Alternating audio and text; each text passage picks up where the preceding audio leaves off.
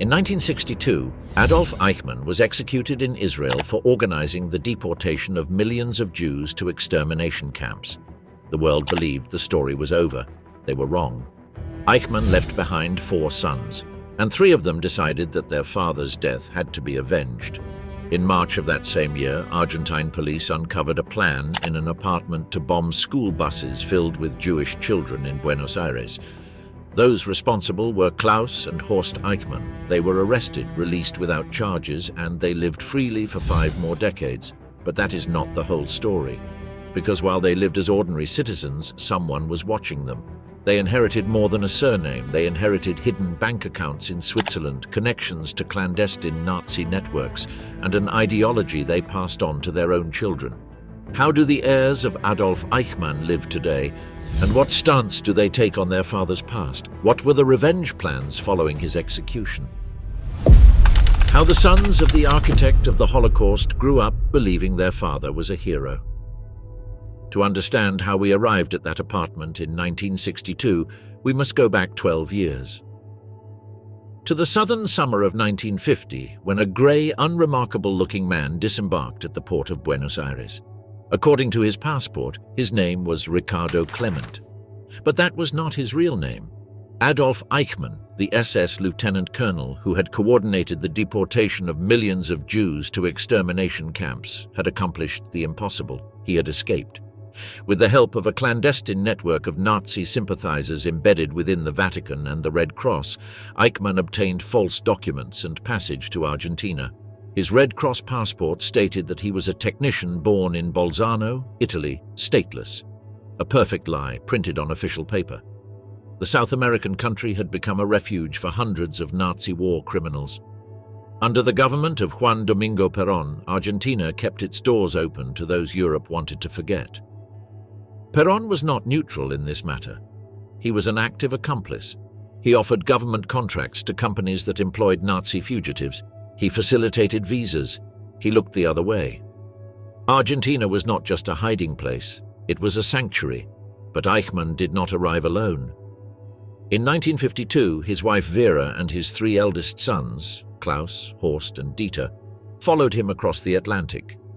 A 4th son, Ricardo, would be born on Argentine soil in 1955. The Eichmann family was reunited once again, this time 10,000 kilometers from the ruined Berlin they had left behind. Vera Liebel had met Adolf in the 1930s. They were married on March 21, 1935, in a full Nazi ceremony, complete with swastikas and Third Reich rituals. She was not merely the passive wife of a criminal. She was a believer, a true believer, a guardian of the faith.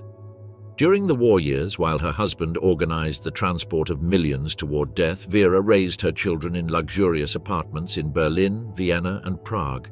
The children grew up surrounded by SS officers, by conversations about the Jewish question, by the normalization of horror. When everything collapsed in 1945, Vera remained in Austria with the 3 eldest children. For 5 years she waited. She did not know whether her husband was alive or dead. But when she finally received word, through the clandestine Nazi network, she did not hesitate for a second. She packed the few belongings they had left and crossed the ocean to reunite with the man the world was searching for. What was extraordinary was not that Eichmann escaped. What was extraordinary was how he lived afterward. Most Nazi fugitives lived in the shadows, constantly changing identities, always looking over their shoulders. Eichmann, by contrast, adopted an audacity that bordered on suicidal. He rented a modest wooden house without electricity or running water on Garibaldi Street in the Olivos neighborhood. A poor house, almost miserable compared to the residences he had inhabited during the war. He worked as a laborer at a Mercedes-Benz factory. He frequented local cafes, and in the height of brazenness, he enrolled his children in neighborhood schools using variations of his real surname. Klaus, Horst, and Dieter did not use the alias Clement. They were known as Eichmann. How was such recklessness possible? The answer lies in the community that surrounded him. In certain neighborhoods of Buenos Aires, Eichmann was not a fugitive, he was a hero. Around the family gathered a community of expatriate Germans and Nazi sympathizers. They met in German clubs, celebrated dates from the Old Reich, and kept alive the flame of an ideology that was supposedly buried in a Berlin bunker. In that toxic ecosystem, the Eichmann sons grew up under a singular education. While the world processed the horror of the Holocaust during the Nuremberg trials, while photographs of concentration camps circulated in newspapers around the globe, the Eichmann children were taught a radically different version of history. Vera was the architect of that education. She, who had lived through the golden years of Nazism, who remembered the parades, the power, the glory, became the guardian of memory. In the Garibaldi house, the Third Reich had not fallen. It was simply in exile, waiting for its moment. Their father was not a criminal. He was a civil servant who had done his duty. The Jews had not been victims, they were the enemy. And Germany had not lost the war because it was wrong, but because it had been betrayed. Klaus, the eldest, born in Berlin in 1936, internalized these teachings with particular fervor. Tall, blonde, square-jawed, Klaus looked like he had stepped out of an Aryan propaganda poster, and he behaved accordingly. He was 10 years old when he arrived in Argentina, old enough to remember. He remembered the luxurious apartments. He remembered the uniformed men who visited his father. He remembered the respect, the fear, the power that emanated from his surname. At family gatherings, his father's old comrades recounted battles, strategies, the glory of the Third Reich. Klaus listened, enthralled. To him, his father was not a bureaucrat of evil. He was a misunderstood soldier of a just cause. Horst, the second son, born in Vienna in 1940, was different. Quieter, more cerebral, but equally radicalized. Where Klaus was fire, Horst was ice. He was 5 years old when he arrived in Argentina. His memories were more fragmented, but no less intense. Yet both brothers shared something fundamental, the absolute conviction that their father had nothing to be ashamed of. Dieter III, born in Prague in 1942, was the most reserved, just 3 years old when he arrived in Buenos Aires. He observed, listened, but spoke little. His radicalization was quieter, but no less profound. And then there was Ricardo, the youngest. Born in Argentina in 1955, Ricardo was barely 5 years old when his father was captured, too young to have been fully indoctrinated, too young to remember the clandestine meetings, the toasts to the Führer, the swastika flags hidden in closets. That difference in age would prove crucial. For nearly a decade, the Eichmanns lived this strange normality. Adolf worked at the Mercedes-Benz factory. Vera tended the house, cooked, kept the home. The children went to school, an ordinary family on the surface, a cell of hatred at its core. But there were those who had not forgotten. Since 1945, Nazi hunters had scoured the world following leads. The Simon Wiesenthal Center documented crimes. The Mossad, the Israeli intelligence agency, maintained dossiers on every high-ranking fugitive. The name Adolf Eichmann topped every list. The man who had organized the logistics of the Holocaust, the bureaucrat who had turned genocide into an efficient system of trains, schedules, and death quotas. But no one knew where he was, until one day, by chance or by fate, everything began to unravel, and it was all because of a girl named Sylvia Hermann. The romance that unmasked Adolf, the love story between a Jewish woman and Klaus Eichmann. Sylvia Hermann was a young Argentine woman of German descent. Her father, Lothar Hermann, was a partially blind lawyer who had fled Germany in the 1930s. Lothar was Jewish. He had lost part of his eyesight during his detention at the Dachau concentration camp before managing to escape. In Argentina, Lothar rebuilt his life. He married, had children, and tried to forget. But some traumas never fade. The scars of Dachau, physical and mental, would remain with him until the end. In 1956, Sylvia began dating a handsome and charming young man named Klaus Eichmann. At first, it was an insignificant teenage romance, but Klaus had one peculiar trait. He could not stop talking about his father. At family dinners, during walks in the park, Klaus constantly spoke of the great man his father was, a high-ranking officer in Germany, a brilliant strategist, a misunderstood patriot, a hero who had been unjustly persecuted by the Allies. Klaus did not hide his admiration. He spoke of his father with pride, with nostalgia, with the conviction of someone who believes he is defending an innocent man. Sylvia listened with the innocence of someone unfamiliar with the details of history. But when she told her father about her boyfriend and his family, Lothar Hermann felt a chill. Eichmann, that surname was not common. Klaus's father's age matched. The stories of a high-ranking official in the Nazi government, and the fact that they were living in Argentina, a known refuge for war criminals. Lothar, with his deteriorating vision but his mind fully intact, began to investigate discreetly. He asked careful questions of his daughter. He followed leads. He contacted old acquaintances from the German Jewish community in Buenos Aires, and he reached a conclusion. Klaus's father was no ordinary officer. He was Adolf Eichmann, the architect of the Holocaust, the man responsible for the deaths of millions, the individual whose signature represented the bureaucratic management behind industrial-scale extermination. And he was living just a few blocks from his home. Lothar Hermann contacted the German consulate in 1957. He contacted the Israeli consulate. He provided the address. He gave the false name. He explained everything with the meticulousness of a lawyer, presenting every piece of circumstantial evidence. No one believed him. For months, his letters and calls were ignored. A partially blind Holocaust survivor claiming to have found Eichmann in a suburb of Buenos Aires. It sounded like delusion, obsession, an impossible desire for revenge clouding his judgment. The problem was that Lothar had no concrete proof. He only had his daughter's stories. He only had a surname that could be a coincidence. His survivor's intuition, the instinct sharpened after staring evil in the face.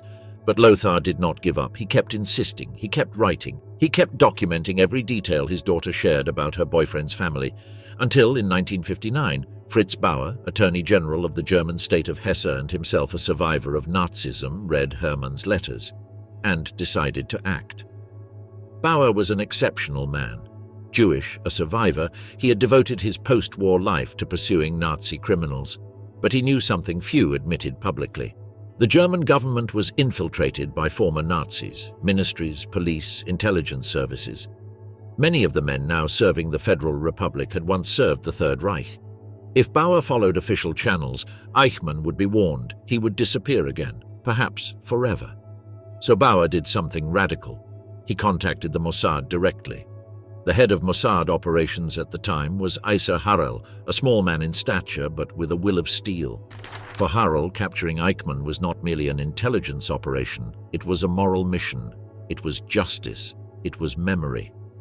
In March 1960, a team of Mossad agents arrived in Buenos Aires posing as businessmen, tourists, honeymooning couples. For weeks, they surveilled the house on Garibaldi Street. They took photographs, documented schedules, studied routines. The house was poor, unpainted wood, no electricity, no running water, a miserable shack in a working-class neighborhood. Could the second most wanted man of the Nazi regime live in such poverty? Yes, he could, because the humiliation of poverty was preferable to the justice of the gallows, but they needed absolute confirmation. The man living there claimed his name was Ricardo Clement. How could they be sure he was truly Eichmann? The answer came on March 21, 1960. That afternoon, agents observed a grey, unremarkable-looking man walking through the streets of Olivos carrying a bouquet of flowers. He entered the house on Garibaldi Street and handed them to a woman, Vera, who was waiting at the door. They kissed. The children came out dressed for a celebration. There was laughter. There were embraces. The agents checked their notes. On March 21, 1935, Adolf Eichmann had married Vera Liebel in a Nazi ceremony. It was their 25th wedding anniversary. That sentimental gesture, a bouquet of flowers to celebrate his anniversary, was the confirmation they needed. Ricardo Clement was Adolf Eichmann. 2 months later, on May 11, 1960, Eichmann was kidnapped by Mossad agents as he returned from work. The bus dropped him off at his usual stop. He walked down the dark street toward his home, and from the shadows 3 men emerged. "Just a moment, sir." Eichmann turned around, and in that instant he knew it was over. 10 years on the run, 10 years of anonymity, ended in 3 seconds. They dragged him into a car, kept him hidden in a safe house for 9 days, drugged him, disguised him as a sick El Al crew member, and smuggled him out of the country on a diplomatic flight to Israel. The operation was a resounding success, one of the greatest triumphs of Israeli intelligence, but it left something behind. It left behind a family, a wife, 4 sons, and those sons would not forget. The trial of Adolf Eichmann began in April 1961 in Jerusalem. It was one of the most significant media events of the 20th century. The first trial in history to be broadcast entirely on television, televised, analyzed, followed by millions around the world. Eichmann sat inside a bulletproof glass booth, Small, bald, wearing thick glasses, he looked like an accountant, a bureaucrat, an ordinary man. For months, prosecutors presented documents, survivor testimonies, irrefutable evidence of his central role in the Holocaust. Survivors took the stand, men and women with numbers tattooed on their arms, men and women who had seen their families die, who had survived Auschwitz, Treblinka, Sobibor. One by one, they reconstructed the horror, and Eichmann, inside his glass booth, took meticulous notes. His defense was, "I was just following orders." But the documents showed otherwise. He had personally coordinated the logistics of mass death, trains, schedules, camp capacities, everything calculated, everything organized. There were memoranda signed by him, direct orders, personal initiatives to solve logistical problems of the genocide. On December 15, 1961, he was found guilty of crimes against humanity. And on May 31, 1962, he was executed by hanging at Ramla prison. But before the execution, something extraordinary happened, something the world would not learn until decades later. Vera Eichmann requested to see her husband one last time. It was a complicated request. Israel had illegally abducted Eichmann from Argentina. The international community was watching. The Israeli government debated for hours whether allowing the visit would be an act of humanity or of weakness. In the end, Prime Minister David Ben-Gurion decided the visit would be allowed, but in absolute secrecy. On April 30, 1962, 2 months before the execution, Vera Eichmann arrived in Israel. She traveled on a false passport, she was escorted by police, and she spent an hour and a half with her husband in Ramla prison. The guards kept their distance.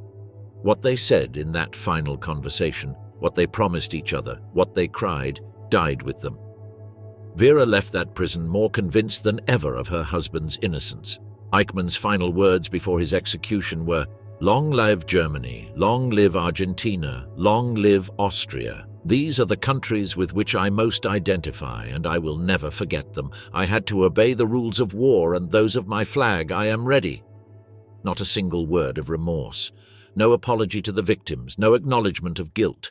His body was cremated and his ashes scattered in the Mediterranean Sea, beyond Israeli territorial waters. There would be no grave, there would be no place of pilgrimage for his followers. But the problem was that his followers did not need a grave. They had something better. They had his sons. In Buenos Aires, Vera Eichmann and her 4 sons followed the trial by radio and press. To the world, it was justice. To them, it was a farce, a lynching political theater. Klaus, who was already 25 years old when his father was executed, transformed. The young man who had once proudly boasted of his father's rank now distilled pure rage. The day after the death sentence, Klaus organized a press conference in Buenos Aires. In front of local and international journalists, he declared, "Everything they accuse my father of is pure propaganda. These war crimes are not real.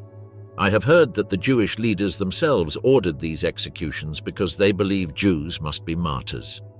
It was denialism in its purest form. But Klaus spoke with absolute conviction, with the certainty of someone who believes every word.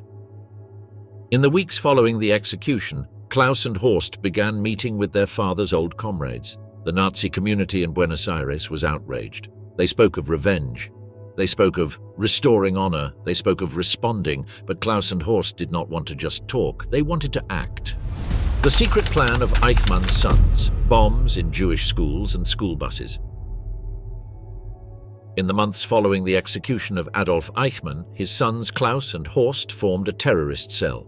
It was not large, it was not sophisticated, but it was lethal in its intent. They recruited half a dozen radicalized youths from the German community in Buenos Aires. They would obtain weapons, they would obtain explosives, and they would strike where it hurt the most. The target? The Jewish community of Buenos Aires. The plans were chilling in their precision.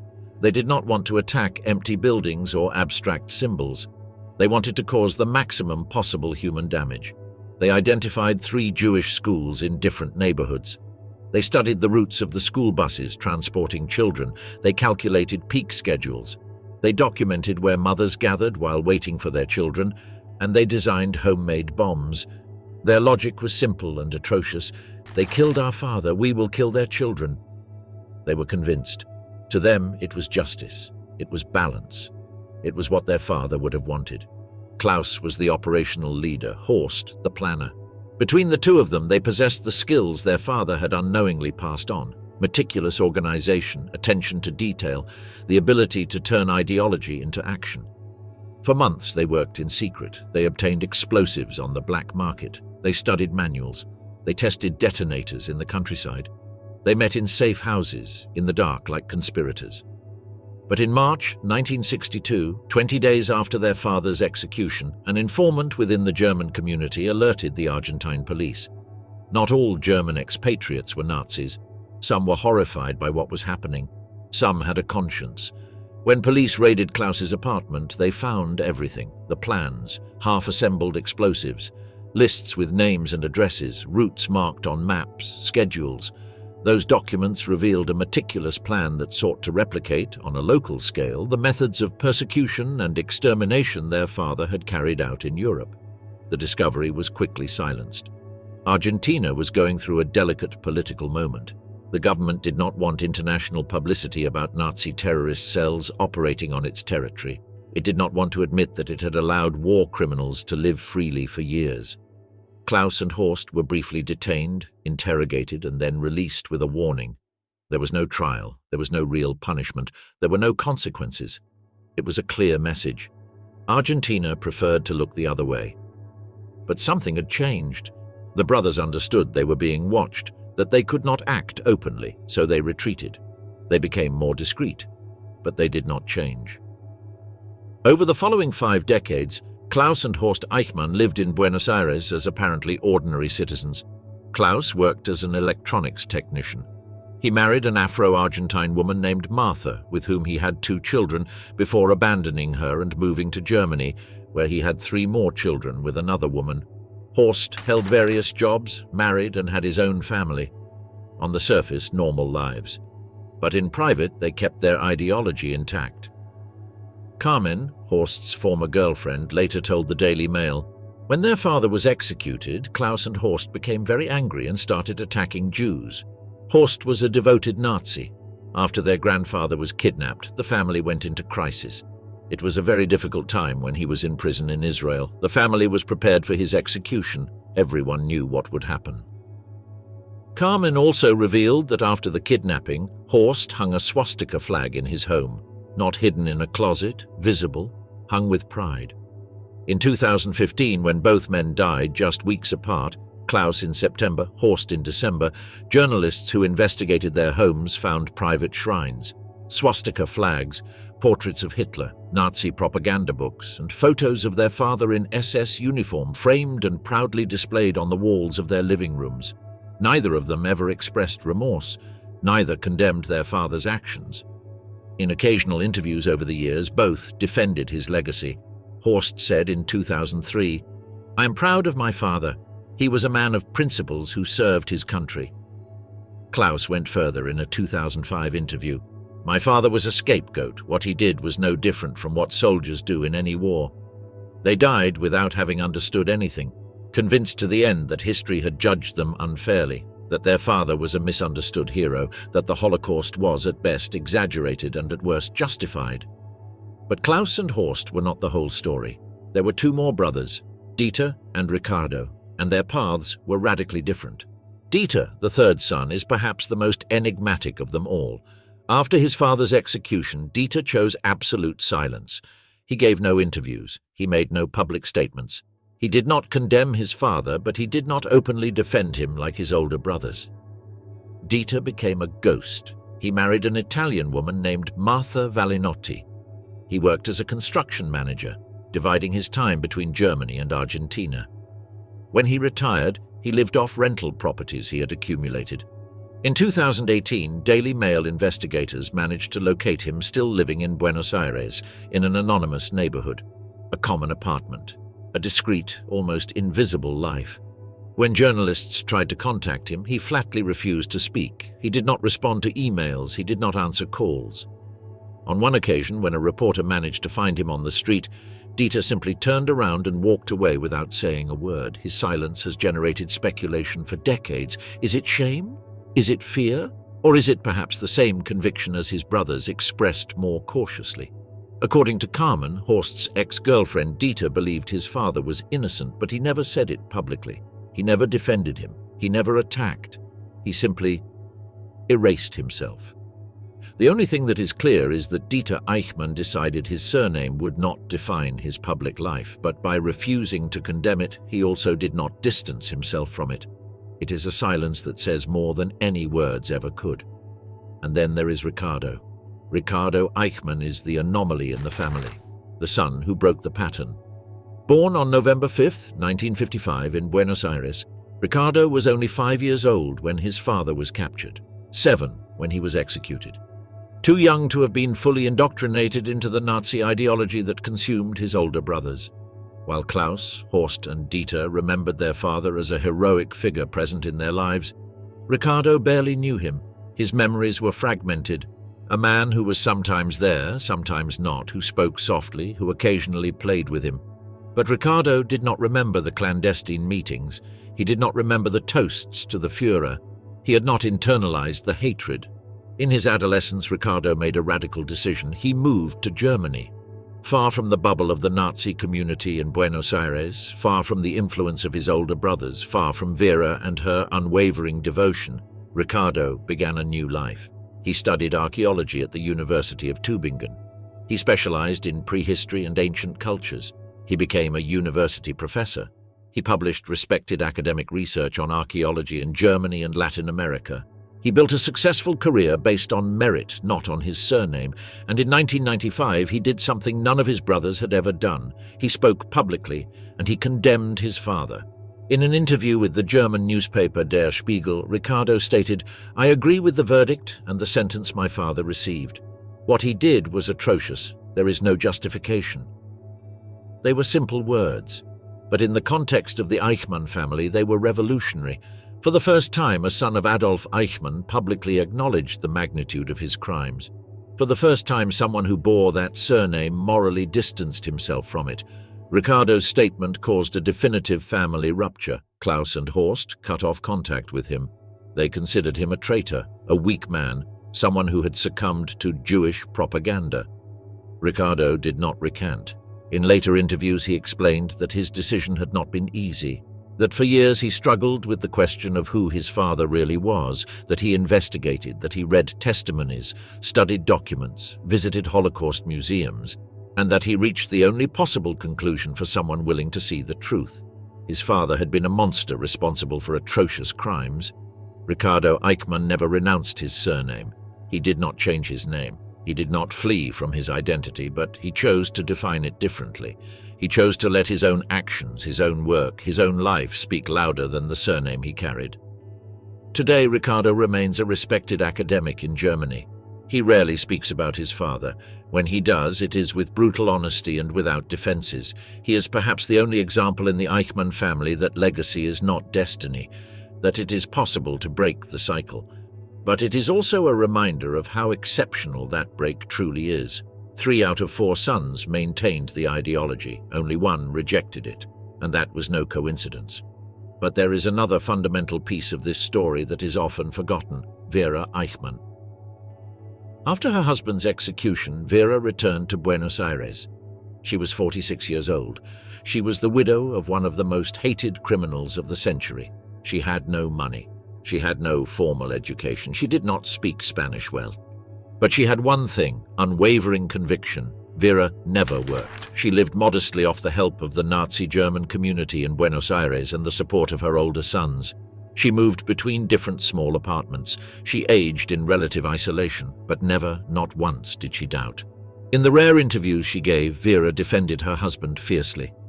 "Adolf was a good man," she would say, "a loving father, a faithful husband. Everything they say about him is lies." When asked about the Holocaust, Vera denied it or minimized it.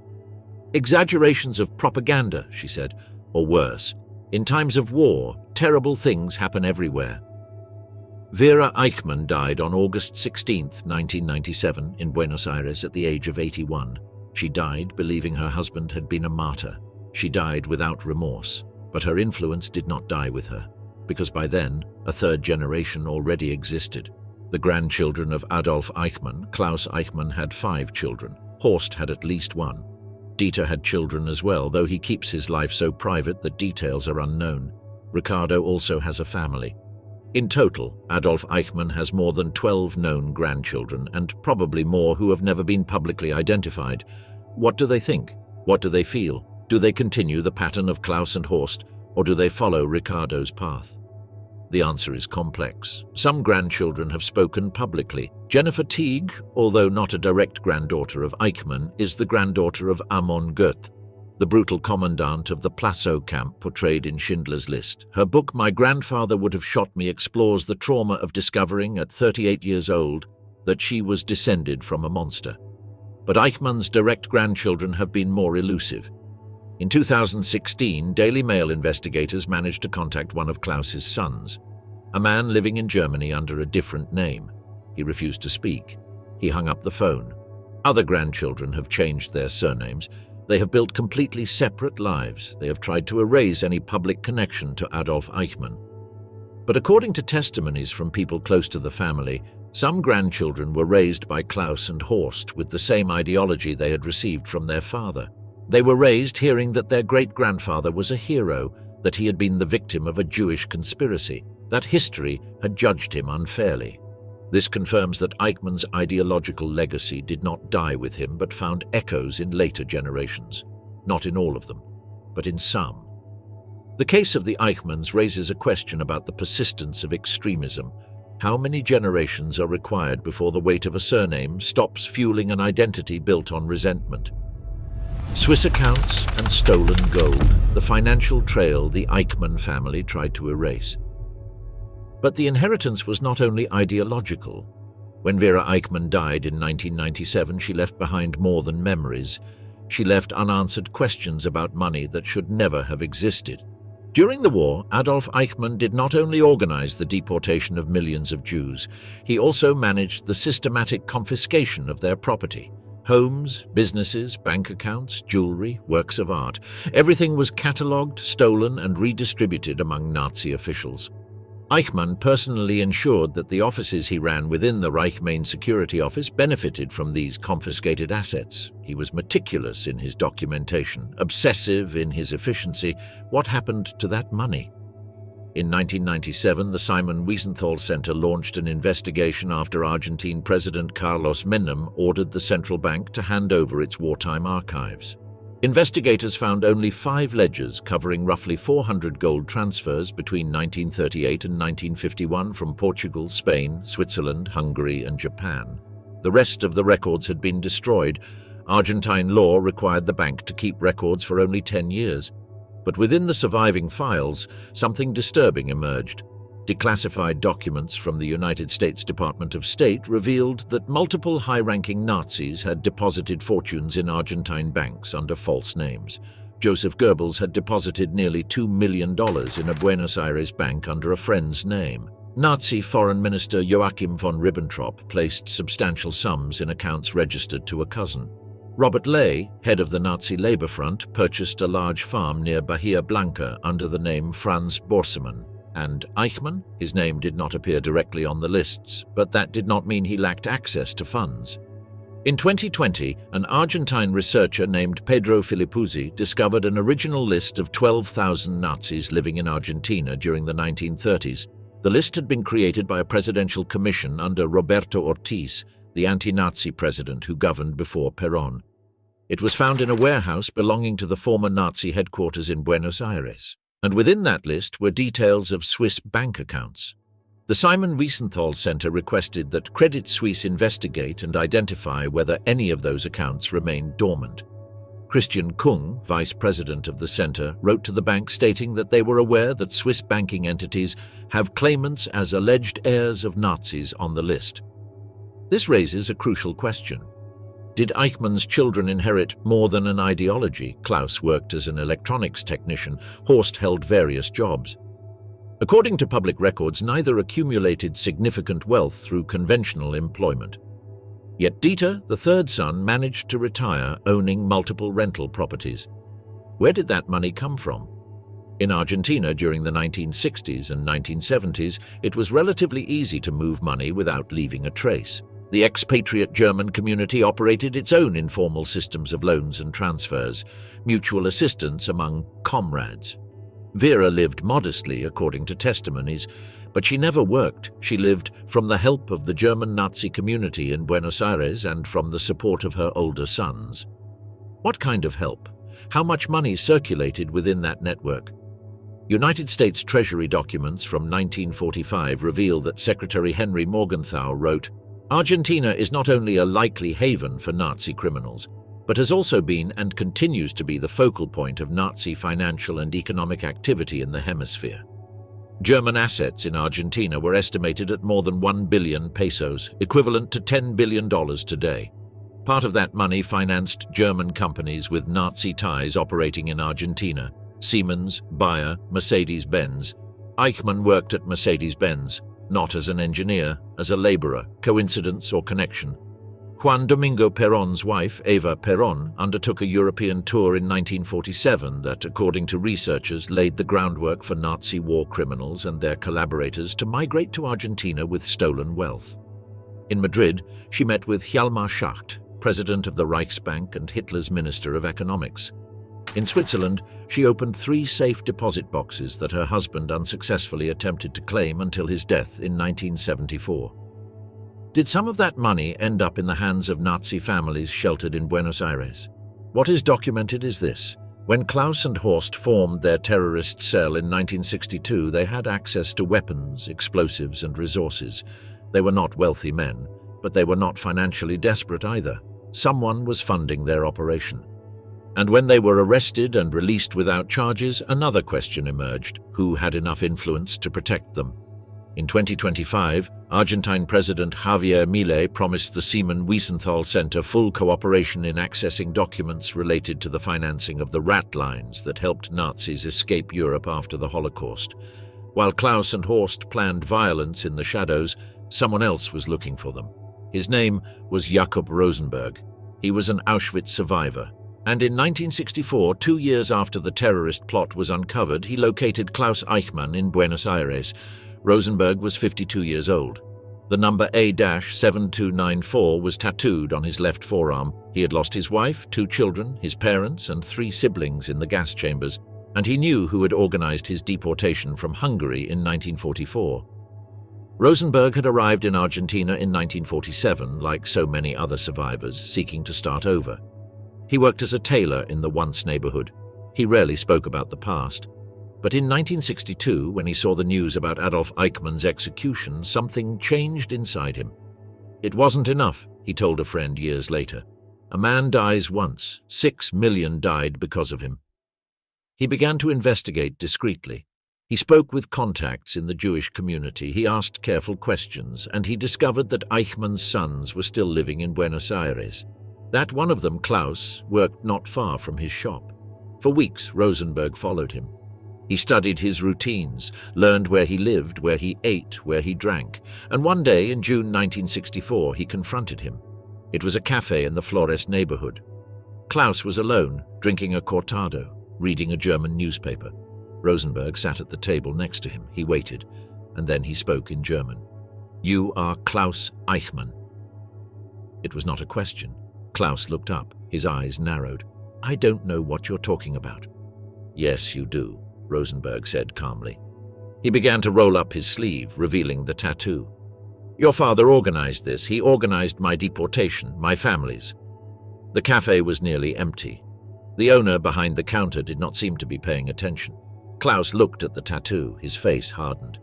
"My father was a bureaucrat. He followed orders. He decided nothing." "That's a lie," Rosenberg replied. "I read the trial documents. I saw the signatures. Your father decided everything, the train schedules, the routes, the quotas, every detail." Klaus folded the newspaper slowly. "And what do you want from me? An apology? I have nothing to apologize for." "I want you to know something," Rosenberg said. "I want you to know that your father was not a hero, and you, by defending him, become complicit in those deaths." Klaus stood up. "You know nothing. History judged them wrongly. It was wartime. Everyone did what they had to do."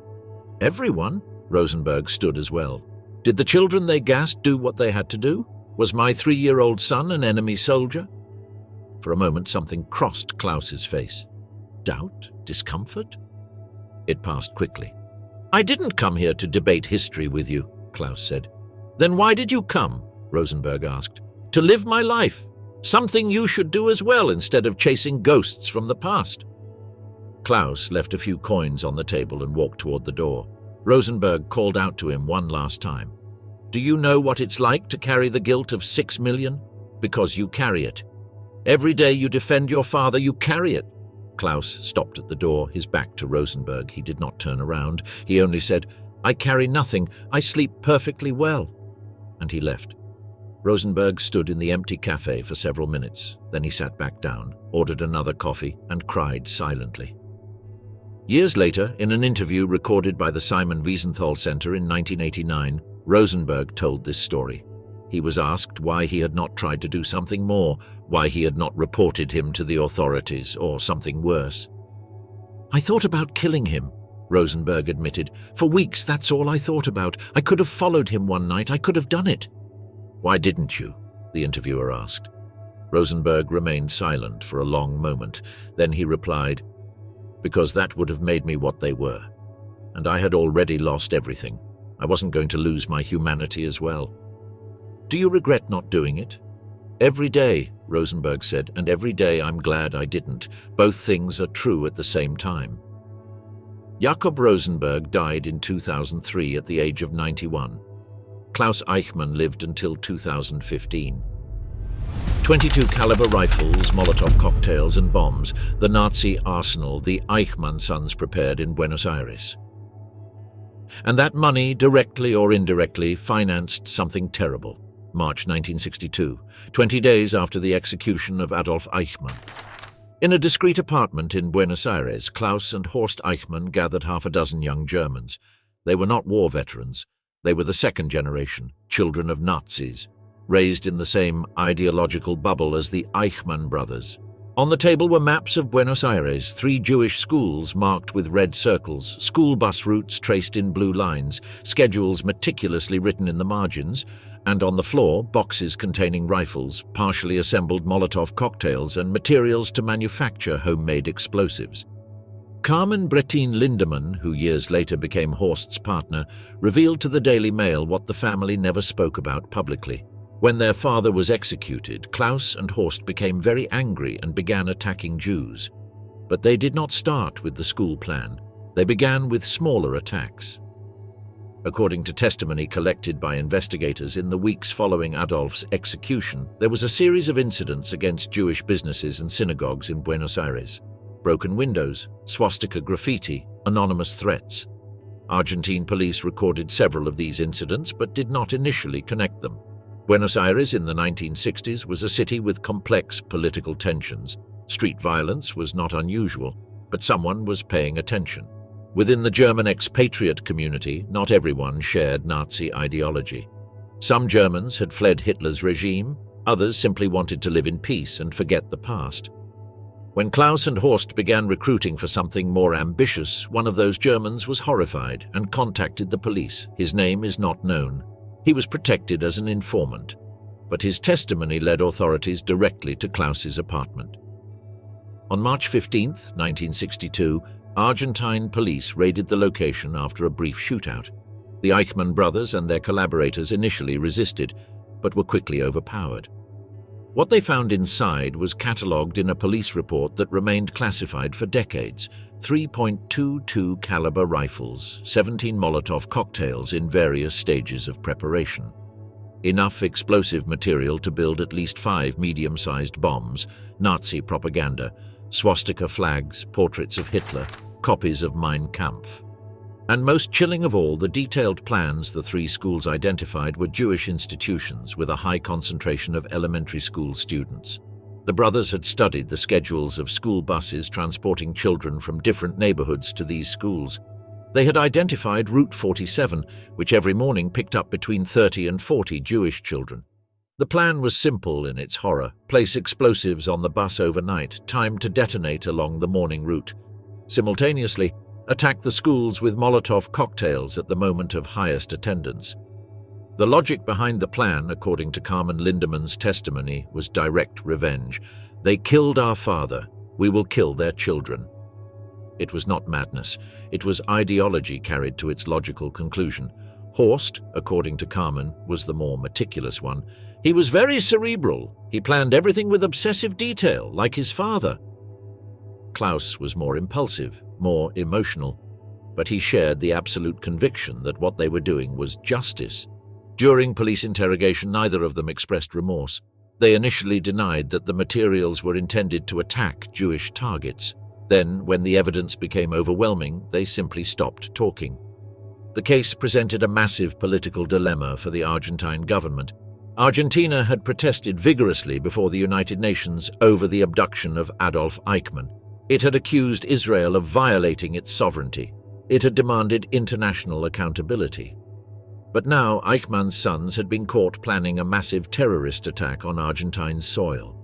If the government prosecuted Klaus and Horst publicly, it would have had to admit that it had allowed Nazi terrorist cells to operate freely for years. It would have had to acknowledge that its territory harbored not only fugitives, but an active infrastructure of violent extremism. And that would have meant admitting complicity. So they made another decision. Klaus and Horst were detained for 48 hours, interrogated, their materials confiscated. And then they were released with a severe warning. There was no trial. There were no formal charges. The discovery was silenced in the media. 2 years later, in 1964, Horst was briefly imprisoned for possession of firearms and Nazi propaganda material. But the sentence was minimal, months, not years. Carmen Lindemann explained years later, "Horst never spoke about that time in prison, but I know he came out even more convinced. He believed the system was unjustly against him." Klaus never faced any additional consequences. Both maintained contact with the network of Nazi expatriates until their deaths in 2015. There is no public evidence of other terrorist plans, but there is also no evidence that they ever changed their convictions. Carmen recounted that Horst once told her about a meeting in the 1970s where Nazi veterans discussed future actions, but he never specified what kind of actions. And so, the 1962 terrorist plot remained an almost forgotten episode, a footnote in the history of the Eichmann family. How the Mossad monitored Eichmann's sons for 50 years. Rosenberg was not the only one watching the Eichmann brothers. From 1960, from the very moment Adolf was taken out of Argentina, another entity kept its eyes on the family, the Mossad. Declassified documents released in 2015 revealed that the operation to capture Adolf Eichmann, known as Operation Finale, did not end with his extraction to Israel. It continued for decades. Avner Avraham, curator of the Mossad exhibition in Tel Aviv, confirmed that the agency maintained intermittent surveillance over multiple Nazi families in Argentina. The capture of Eichmann was not an isolated event, he explained in a 2015 interview. It was part of a broader strategy, and part of that strategy was ensuring that a new generation of threats would not emerge. Although Avner did not specifically confirm surveillance of Klaus and Horst, documents indicate that the Mossad had informants within the German community of Buenos Aires. And one of those informants, according to press reports, was the one who alerted Argentine police to the 1962 terrorist plot. Why did the Mossad not act directly? The answer is complex. After the diplomatic incident caused by Adolf's kidnapping, Israel could not risk another violation of Argentine sovereignty. Carmen Lindemann revealed a disturbing detail in her 2018 interview. Horst always thought someone was following him. He constantly changed routes. He looked over his shoulder. I thought it was paranoia, but maybe it wasn't. In 1972, the Mossad launched Operation Wrath of God, a systematic campaign to eliminate those responsible. They died in Paris, Rome, Athens, Beirut. No trials, no warnings.